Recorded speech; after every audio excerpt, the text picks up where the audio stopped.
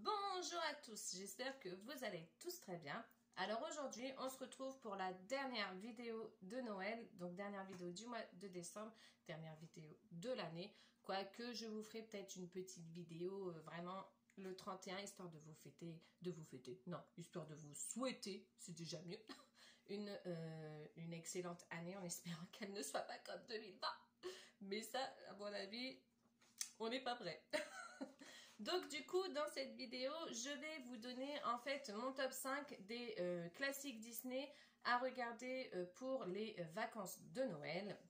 Donc si vous êtes prêts, on y va, c'est parti!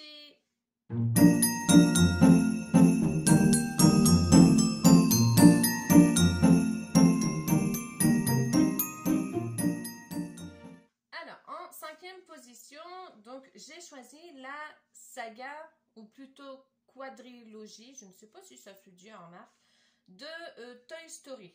Donc, qu'on se le dise, je ne suis absolument pas fan de Toy Story, mais néanmoins, il est vrai que Toy Story sont des films qui tournent autour de ce que peuvent ressentir les jouets. Donc, qui dit jouet dit Noël.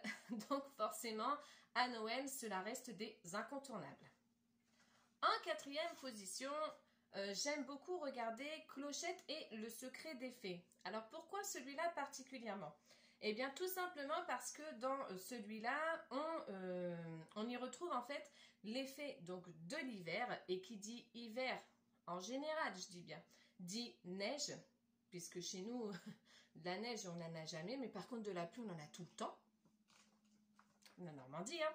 Donc, du coup, Clochette et le secret des fées, j'aime beaucoup le regarder avec notamment, donc comme je l'ai dit, la neige. Et on y retrouve de nouveaux personnages, notamment Crystal, qui est donc la sœur jumelle de Clochette. Et franchement, l'histoire est vraiment magnifique. Alors, en troisième position, j'aime beaucoup regarder la saga de Frères des ours. Alors, je sais que Frères des ours n'a pas vraiment de prédilection à Noël.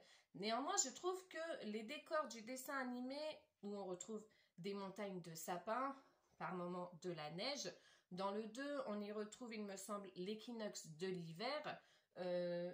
Pour moi, ça suffit à me mettre dans l'esprit de Noël. En deuxième position, je regarde beaucoup la saga de La Belle et la Bête. Alors, aussi bien que le premier que le deuxième, parce qu'en général, quand je mets le premier, je mets le deuxième. Ça, c'est obligé. Et je trouve que ces grands classiques vont très bien dans l'esprit de Noël. Le deuxième, plus particulièrement, évidemment, puisqu'il se passe au moment de Noël. Mais dans le premier, on a quand même des allusions à Noël, notamment au moment où on y retrouve la chanson « Je ne savais pas », où Belle est dans la neige, où à un moment donné, il se retrouve devant un feu de cheminée. Franchement, les deux, pour moi, réunis, vont très bien dans l'esprit de Noël. Enfin, en première position, et là, je vais surprendre personne, puisque c'est la base des films de Noël, c'est La Reine des Neiges. Alors, aussi bien le 1 que le 2, que les courts-métrages, en fait. Tout, je me fais tout l'ensemble. Et là, en plus, sur Disney+, il y a des petites allusions. Je vais vous mettre des petits extraits si j'arrive à les choper, mais je suis pas sûre. Des petits extraits, donc notamment où on découvre Olaf, donc la création de Olaf. Je sais pas je sais plus le nom du court-métrage, mais on y retrouve aussi également, vous pouvez vous mettre devant, alors bon ça j'avoue que c'est un peu débile, mais c'est pas grave, vous pouvez vous mettre devant le feu du château d'Arendelle. Alors au début je me suis fait avoir, bon je croyais que c'était un court-métrage, après j'ai vu que ça durait 1 heure, je dis c'est bien, c'est un grand court-métrage, mais non en fait c'est toujours la même chose. Vous êtes devant le feu et puis les flammes qui crépitent et puis voilà, c'est tout. Mais bon, je trouvais le principe un peu débile, mais après ça reste dans l'esprit de Noël. Mais pour en revenir donc à la base, c'est vrai que La Reine des Neiges, ce sont vraiment des incontournables pour passer de bonnes fêtes de Noël. Et je pense que les chaînes ne démentiront pas ce que je dis. puisqu'on y retrouve bien évidemment donc la fraîcheur, la neige, la magie, la féerie, l'amour, enfin on y retrouve tout. Tout. Et plus particulièrement, bien sûr, dans Joyeuse Fête avec Olaf, qui lui tourne vraiment tout autour de Noël et de ses traditions. Donc franchement, pour moi, La Reine des Neiges, c'est vraiment les courts-métrages incontournables à regarder.